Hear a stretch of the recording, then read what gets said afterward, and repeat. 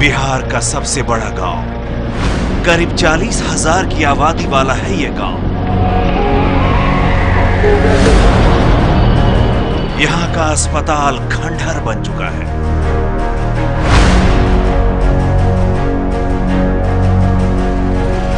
School की इमारत के सिर्फ अवशेष रह गए हैं।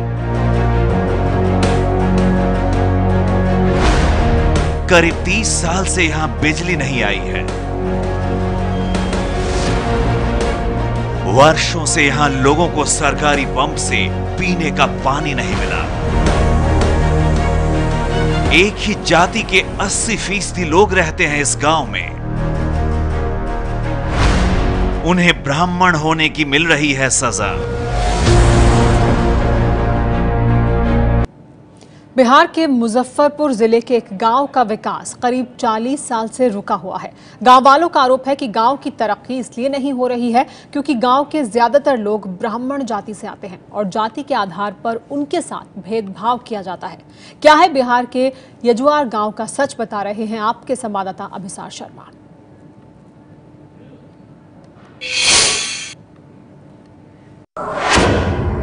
बिजली नहीं आ जजुआर में मध्य पंचायत में, तेकरा बाद अहाँ सब देख ले सरकार के पलटी, हम सब फेन चुनाव करब। आई बार में बिजली आ जाना चाहिए। मेरा पंचायत में बिजली नहीं है तो वोट एको गो नहीं, मत बिजली होना चाहिए। मध्य पंचायत में बिजली होना चाहिए। नाराज, एक बेहद नाराज महिला। बिजली नहीं तो वोट नहीं। इस बार नेता यहां आने की कृपा न करें। यह है यजुआर गांव। यजुआर मुजफ्फरपुर जिले का सबसे बड़ा गांव और शायद बिहार का भी।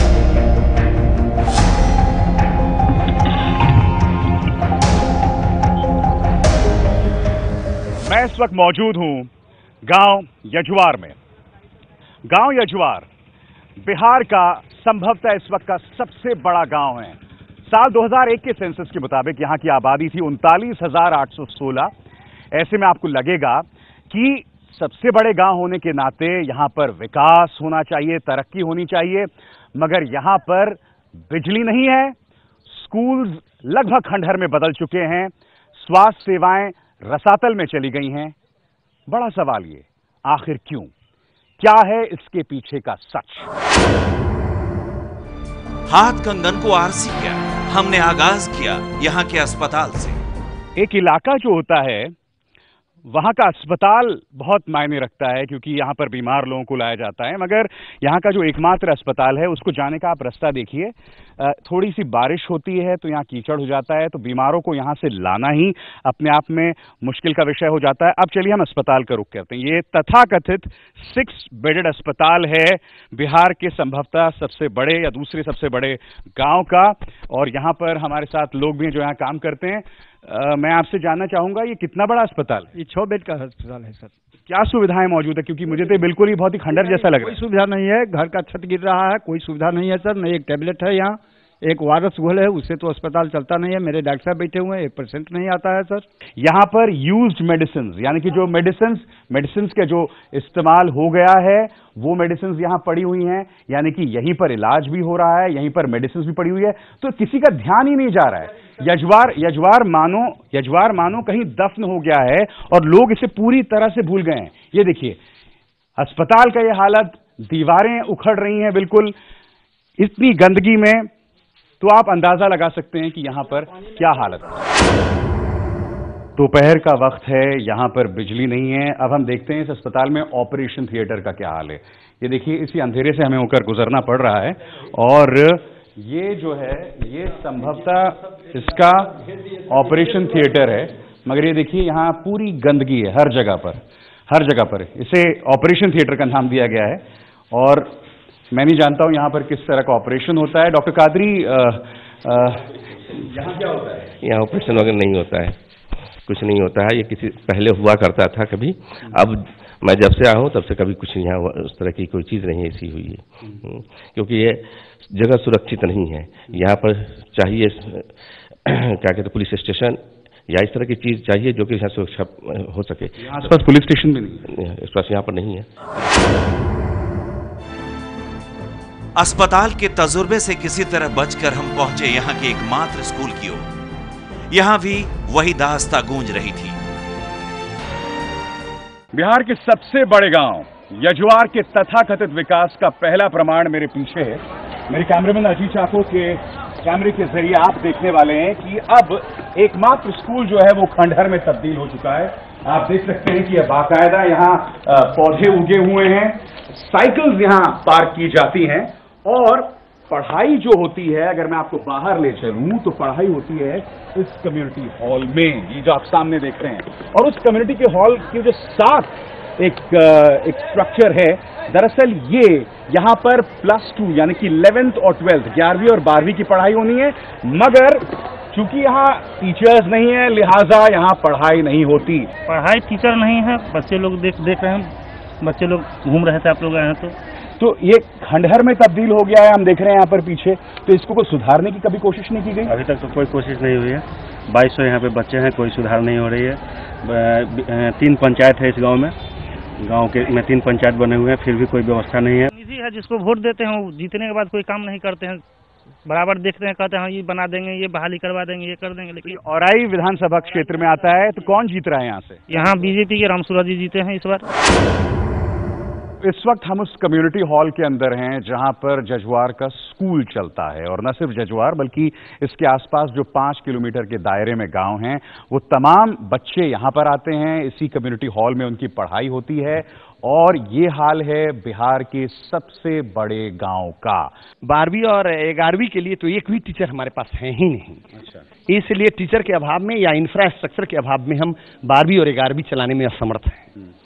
तो आप देख सकते हैं ये हाल है बिहार के तथाकथित मॉडल गांव यानी कि बिहार के सबसे बड़े गांव यजुआर का, और ये समस्या बरसों से लगातार बनी हुई है। स्कूल का भी वही हाल, और विडंबना ये कि यहीं पर यानी इसी स्कूल में मतदान केंद्र भी है। अभी बिहार के संभवतः सबसे बड़े या दूसरे बड़े गांव में विकास की दास्तान ऐसी क्यों है, इसकी पड़ताल तो हम करेंगे ही, मगर अभी हमें इसके मर्म तक पहुंचना पड़ेगा। ये जानना होगा कि आखिर क्यों इतने बड़े गांव होने के बावजूद क्यों इसे नजरअंदाज किया जा रहा है। हमारे साथ इस गांव के कुछ गणमान्य लोग हैं। मैं सीधा सवाल आपसे पूछना चाहूंगा, दूसरा सबसे बड़ा गांव या संभावित तौर पर सबसे बड़ा गांव, क्यों इसे नजरअंदाज किया जा रहा है? मुझे एक बड़ी वजह बताइए।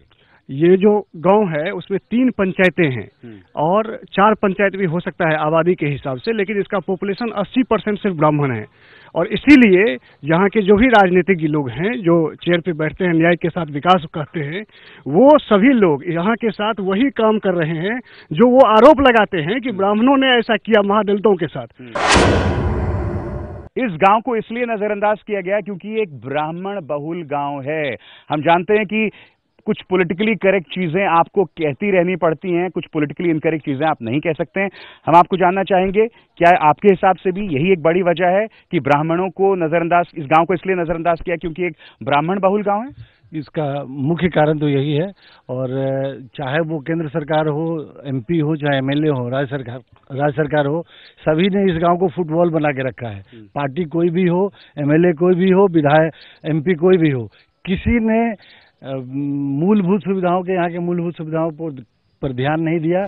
ये गांव अब भी 70 के दशक के अपने नायक पूर्व रेल मंत्री ललित नारायण मिश्र को याद करता है। जो काम वो 70 की शुरुआत में कर गए थे वो अब तक अधर में लटके हुए हैं। इस गांव के नायक हैं पूर्व और मरहूम रेल मंत्री ललित नारायण मिश्रा, और उनका एक बॉम्ब ब्लास्ट में मारे जाना इस गांव के लोगों को अभी भी साल रहा है। तो बहुत अफसोस उनको हुआ, और उन्होंने कहा जो सबसे पहले सड़क, पेयजल, ये 2 की व्यवस्था हम करते हैं, और बिजली की। इसके बाद हम जब रहेंगे फिर आएंगे तो हम देखेंगे और क्या हो सकता है। तो ये REO सड़क है सर, ये उन्हीं के समय में स्वीकृत कराया हुआ।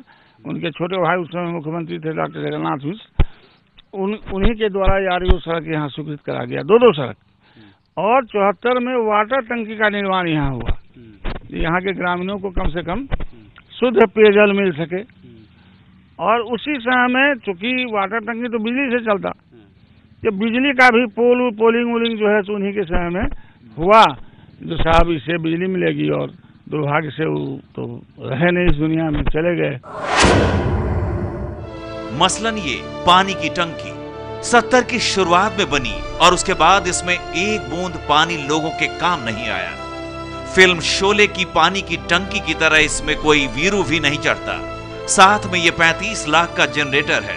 2 साल पहले लगा, एक बार बंद हुआ तो बस तब से बंद पड़ा हुआ है। मेरी बाईं तरफ आप ये जो झाड़ झंकार देख रहे हैं, और अगर आप इस स्ट्रक्चर को देख पा रहे हैं, ये दरअसल एक ट्यूबवेल है।